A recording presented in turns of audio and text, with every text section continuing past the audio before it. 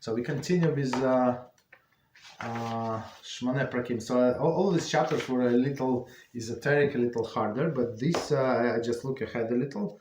So it's very, very interesting. Very, very interesting and a lot of information, and we're going to explain. So chapter 3,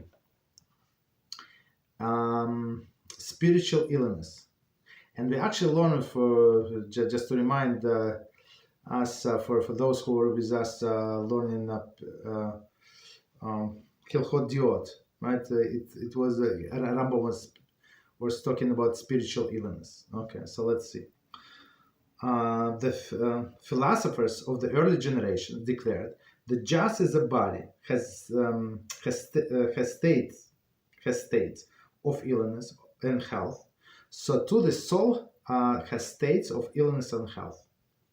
So there is some of the illness are physical, right? We all know, like, or a stomach ache, headache, whatever, right? Heart issues, right? And some illness are spiritual. Okay, so the spiritual illness is as real as a physical one. Continue.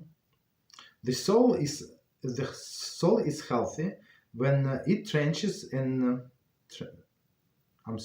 When its tendencies and those of its elements lead to good, kind conduct and pleasant deeds. Illness reflects the state when it and its elements lead to evil conduct, damage, and reproachable acts.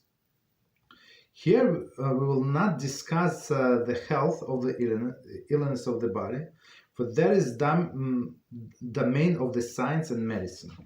Okay, so let's do this again, and we're going to explain this line by line. It's a lot of information. So Rambam write very concisely, but it's a lot of information. So let's see from the beginning with explanation.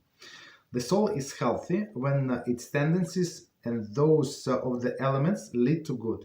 So how do I know somebody is have a healthy soul? The definition of the healthiest soul means that it wants to do good according to what HaShem defines good. So if HaShem defines good, do kindness to people, that is good. If HaShem said good is to observe my mitzvot, then it's good. And whatever he said it's not good, so for example, not to eat this non-kosher food, that it's not good. You understand? That's the definition, right? Good, kind conduct, and pleasant deeds. Okay, so that's the definition of good, of healthy soul. Illness reflects the state when it and the elements lead to evil conduct. So the unhealthy soul, it's when a person desires. So healthy soul. So just to finish with that one, is when a person is desired to do good, like in general. So maybe everybody have faults here and there, but in a basic direction, it's to do good. Okay, here is different, right? So the soul desire to do evil conduct, damage, right? Damage like kill people, I don't know, like steal from people, and the reproachable acts.